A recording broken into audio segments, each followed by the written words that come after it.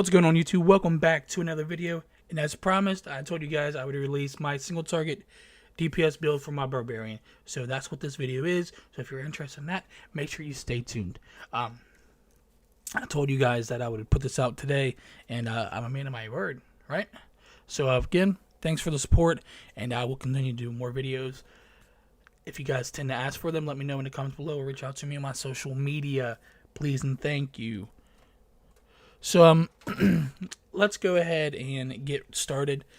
I am 27,240 item level, which is pretty good. I'm going to go over each one. So I'm running the Fancy Duelist Mask. I'm running the Ebonized Breastplate. I'm running the Spike Defenders. I'm running the Burnish set, because I don't have the Lions. I am running the Rusted Iron Leggings. For the neck, I'm running the Mantle, I'm running the Striking Ring, and the Twisted Gold Ring for the percent damages. The belt to go along with that, the Ebony Stained, and the Infernal Forge Restoration. Artifacts, I'm running the Venom Coated Knives. I'm running the Decanter, the Music Box, and the Artifact to go along with the weapon set. The artifact set, Book of Vow of Darkness. I know I could switch out the artifacts for the books. I had the books ready. I just had to get them up to Mythic. So before you guys put in the comments, why aren't you running the books? Because I have the books. I'm just getting them to Mythic as I make this video. For all offense, I'm running Radiant 15s. For all defense, I'm running Radiant 15s. For all utilities, I'm running Tactical 15s. For those who don't know, if you're running the Iron Leggings, which is best in slot, you should probably be running Tacticals to counteract the negative 25% that goes along with that. Right? There's a couple ways you can do that if you don't have the means to get Tacticals. One being Boons, one being Companions. More or less, the armor slot, I'm running the Negation 13, and the weapon slot, I'm running Balthorn 14. Balthorn is the best. Why not run it? I know the Bark Shield is a little better than Negation, but I've ran the Negation since I started playing the game, so I'm going to continue running it unless there is a significant effect that I should use Bark Shield over Negation. I like the way the Negation looks, and it's doing its job thus far. So hit points here are sitting at 360,000. I went with the Ancestry Metallic Dragonborn, and I went with Strength and Dex all the way through. As you see here, some of my ratings here. Power is 174, it could be a little better. Armor pen's a little high. I need to lose 1,500. Defense is where it's at. Critical strike should be a little lower, and some of the defensive stats like avoidance and deflect and awareness are kind of low. I will do my job to try to get those up as much as possible. But as of right now, these are where my stats are. Obviously, I hit defense because it's the cap and it's the most important. So incoming healing is at 9%. Companion influence is at 18%. Movement speed is at 35.8%. And severity is at 138%. These are the most well-known stats here that you need to look out for, especially incoming healing. So here at the At-Wills, we're going to be running Relentless Strike or Relentless Slash on everything. I'm running Indomitable, Bloodlether, and I'm trying Battle Fury. I haven't tested Battle Fury enough to say you should run this, but in the last 2 or 3 days, I've been running Battle Fury on bosses to see how well it affected the bosses. So if you are a well-established Barbarian and you know more about what the third one should be, please let me know. But as of right now, I'm running Indomitable, Bloodlether, and Battle Fury. Unleash your inner rage, increasing your damage dealt by 10% and nearby allies by 5%. This effect reduced by 20% every 2 seconds. The duration is 10 seconds. Crescendo and Savage Advance.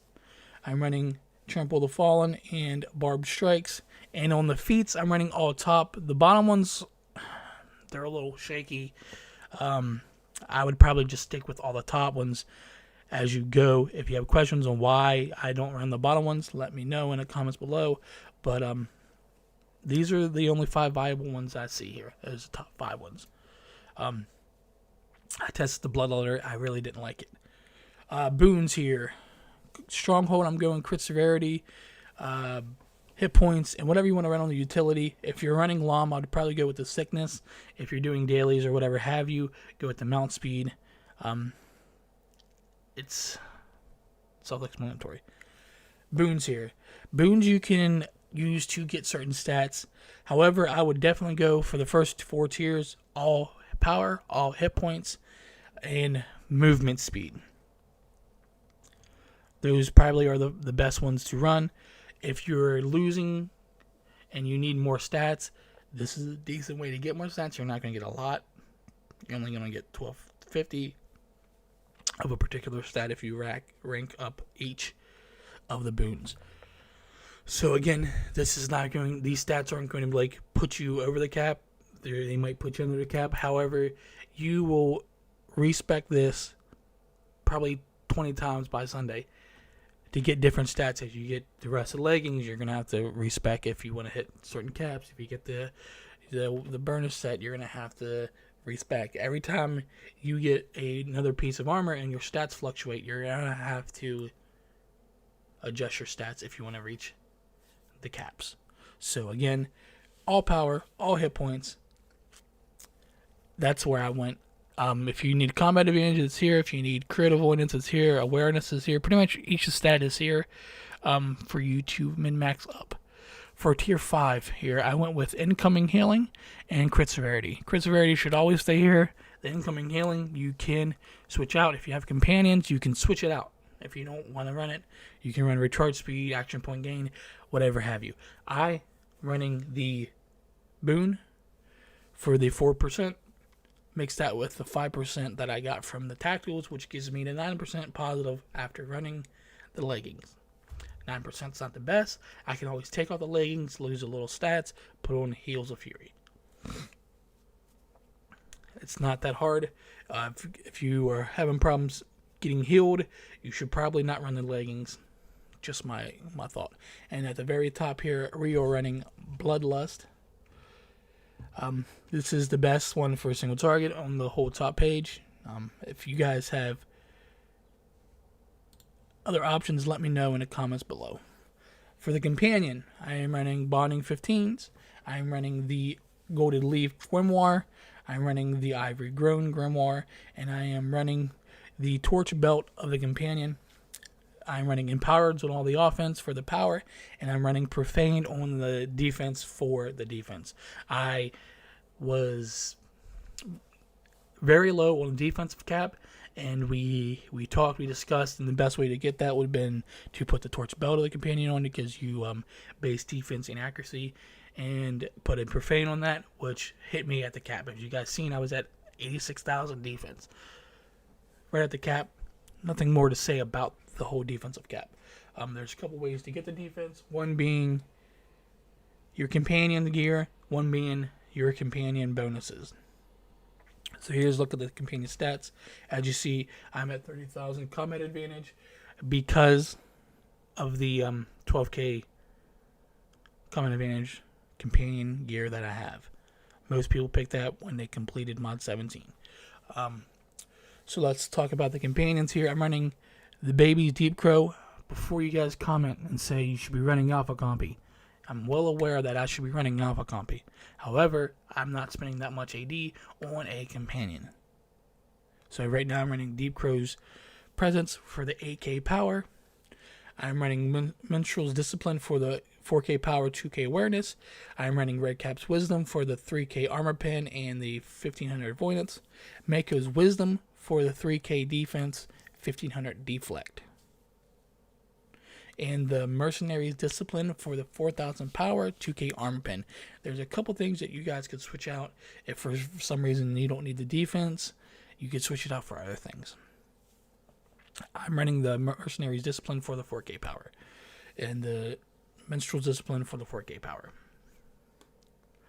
There might be better options for your stats to hit caps, but certain caps I'm not worrying about hitting as of right now. and this is what I went with. Again, subject to change if you guys need certain stats.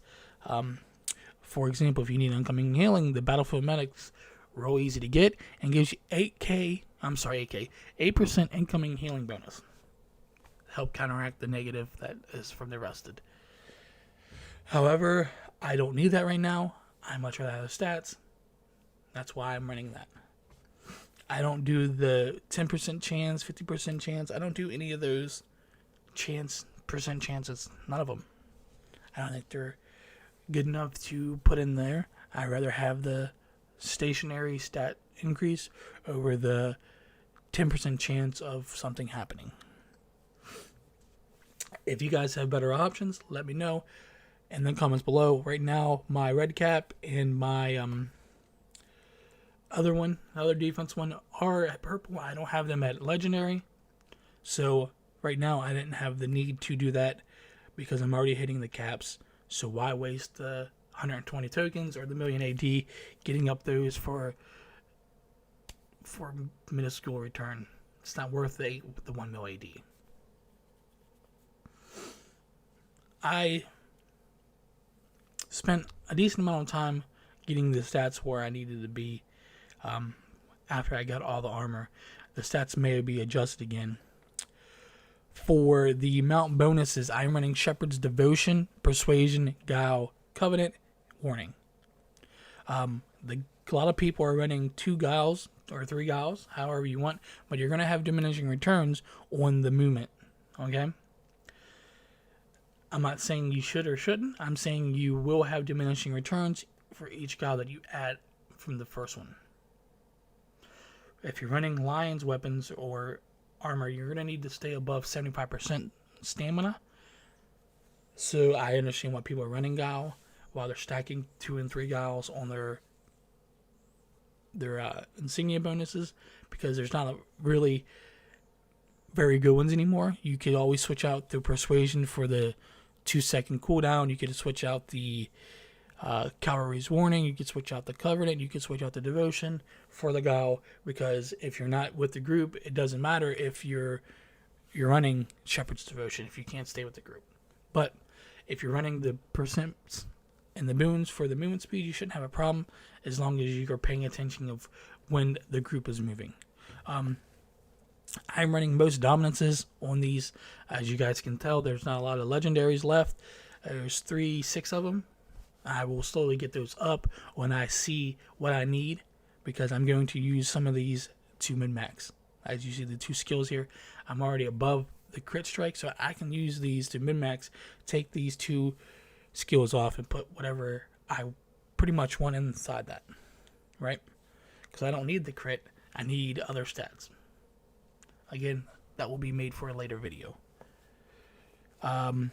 So run dominances if you can. Some utility slots can't garnish a dominance. However, they can run brutal. But I wouldn't advise you guys spending money on brutals when your character's not where it should be. So dominance is where you can. Min-max the other stats if you need. Crit strike, armor pen, whatever have you. Use that. Use the insignias to your advantage to hit certain caps. And if you guys have any questions, I am running the Bat Swarm for the mount power, and I'm running 10k power for the bonus. If you guys have any questions, let me know in the comments below. And if you guys like this video, leave a like and share it to anyone that you have in your friends list that is a Barbarian that needs help with their class. I'll see you in the next video. Peace.